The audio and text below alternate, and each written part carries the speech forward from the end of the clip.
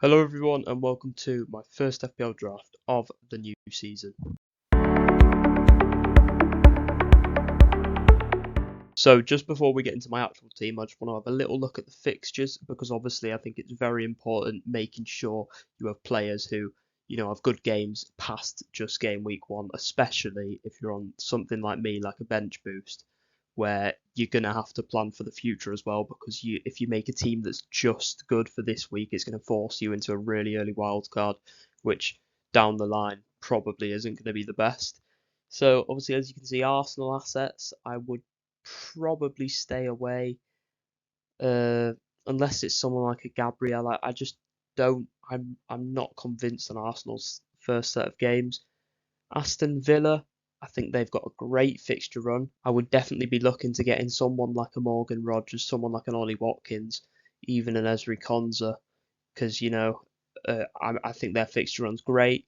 Bournemouth, I think the first fixture they have Liverpool away. It's terrible to start the season, but I feel it is throwing some people off because if you do look past that, their fixtures do look quite good. So I think an Evan Nilsson or a Semenyo, that they could help your team in the long run. Brentford, obviously they lost quite a lot of players, so I don't know if I'd look there. Maybe a Sharda if he's going to become more of a sort of a talisman role. Brighton, I think it's decent. It's probably a good fixture for a bench boost game week 1, but I wouldn't get too many assets because I think after that I don't know if it's going to be great for them. Burnley, to be honest with you, I just don't think they're going to do very well. But if you want one of their assets, go ahead.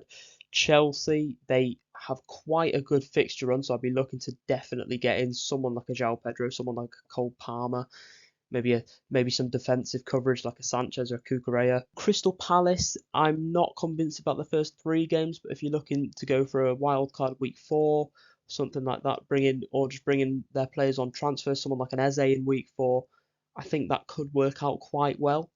Everton, it's a very all-round fixture run. Liverpool away's in there, but it is Everton. They do manage to get a result there quite a bit. So someone like an Iliman Ndiaye, it could work out if he's on penalties now. If he goes to a more talisman role, someone like him could help the team a lot. Fulham, it's not brilliant, but it's not terrible. Maybe if you can rotate in and out. Leeds, again, newly promoted side. I really wouldn't stack up on them. Liverpool, it's Liverpool, but there will be a lot of rotation risk if you're not looking at sort of a Salah. Maybe if Isak signs, maybe him. But yeah, there will be quite a lot of rotation, I think. Manchester City, again, you just can't tell with Pep Roulette, and Vardiol's probably going to end up playing centre back. So if you think Aït-Nouri's nailed, which I think he will be, but the risk's always there, so I don't know if I'd risk it. Manchester United, to be honest, I'd stay far away from their assets. Unless it's someone like a Bruno Fernandes who's nailed and on pens, I don't think I would pick up an Mbeumo or a Cunha to start the season. Newcastle, again, just not a great fixture run, really. I would stay away from their assets, to be honest.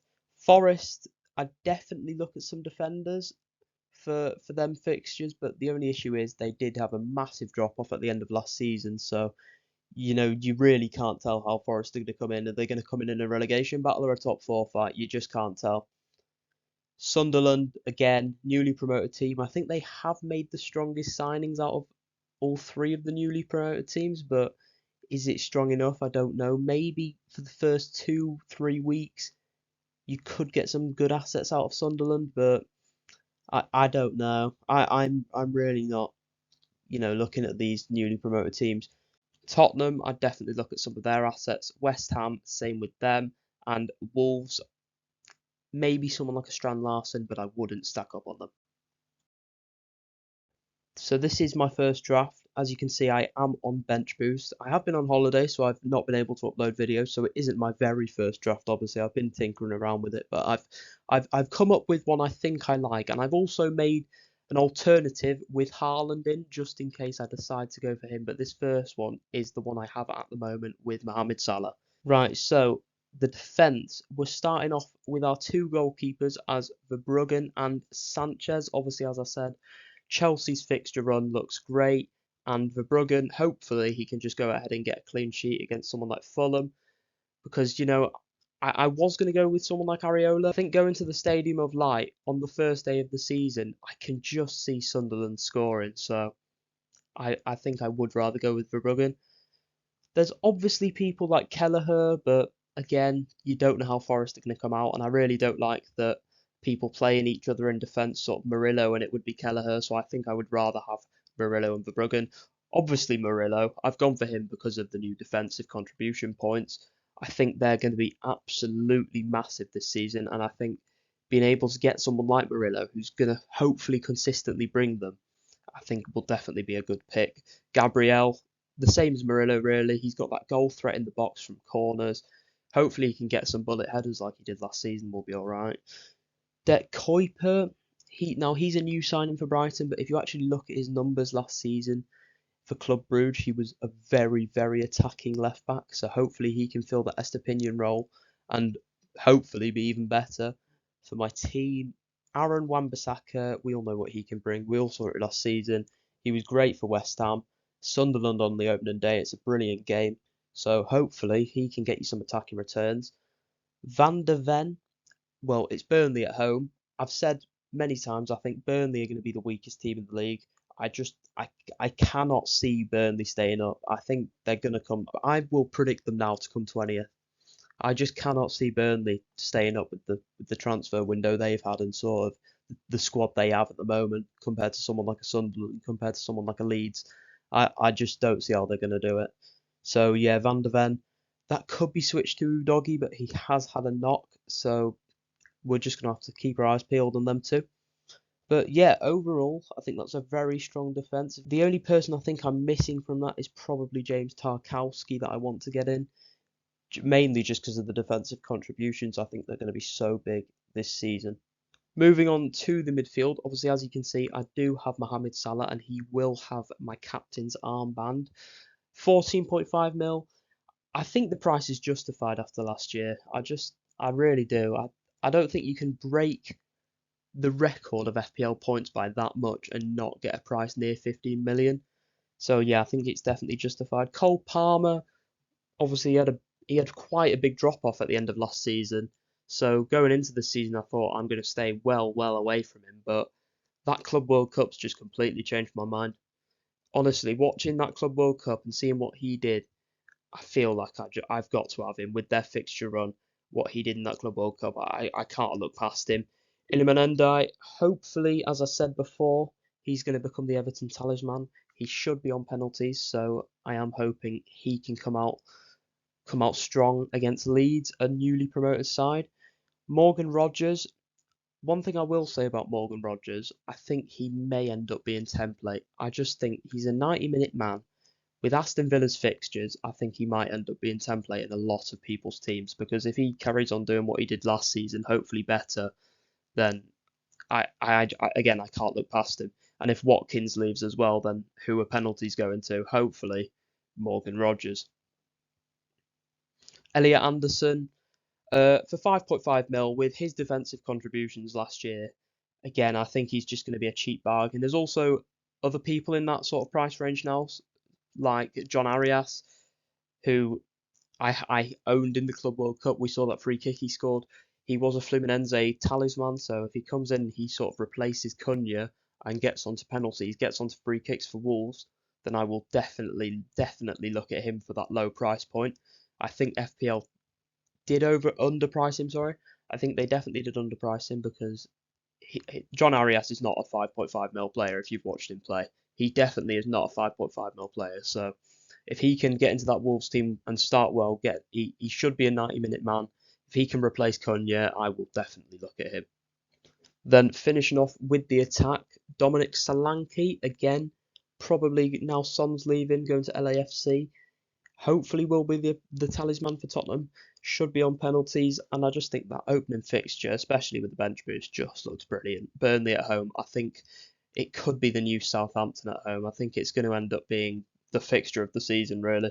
João Pedro, it did surprise me to see this man was over 60% owned. And now, really, I don't want to miss out, because imagine João Pedro comes in on the first day, scores a hat-trick, and you don't own him. it's going to be absolutely dreadful for your rank. So I really do not want to miss out on João Pedro. And I think after the Club World Cup, he should be their starting number 9, at least for the first few games. I think Nicholas Jackson obviously suspended. I think he's out the picture. Liam Delap, he's good, but after what we saw from João Pedro, I just can't see him not being the starting number 9 in the first game. Then obviously Danny Welbeck, again, now João Pedro's left Brighton. He should hopefully be on pens, hopefully be the talisman.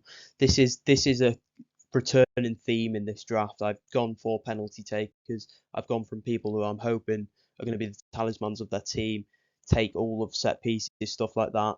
So yeah, hopefully it's going to be a good bench boost one. So one thing I have been thinking about for the past few days is, do I really want Mo Salah? Do I think he's going to carry on performing at the level he did last season, with Isak, Ekitike, Wirtz, Frimpong? I mean, I just don't know. And I really, really am looking at Erling Haaland draft, because I think Haaland, with the fixtures he's got at the start, I think he is going to come out and perform very well. But again, if he doesn't, it's a massive risk. So, I am stuck with which premium to pick, really, because I'm definitely going to have one of them. But I do sort of want to go with the Erling Haaland route. It allows me to get James Tarkowski in defence, as you can see there, which I wanted. So I do think in some ways this team does look better. The only thing it's missing is, well, it doesn't. There's no João Pedro and there's no Mohamed Salah. But I've replaced Salah with Sarr, whose attacking numbers last season was nearly better than anyone's really, wasn't it? If he can finish the chances he is getting, I mean, the attacking positions he is getting into, I think he could be a great asset this season. The only thing he's missing is pens, which obviously you'd go to Eze for, but even then, you don't know if Mateta's going to get them. So I think saving the extra mil on Sarr could be worth it.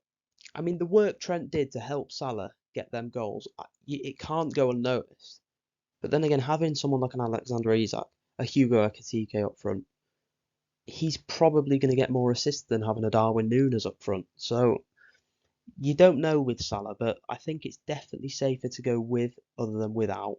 But I'm not yet decided. I'm going to have to make my mind up, but it is a close one for me, really.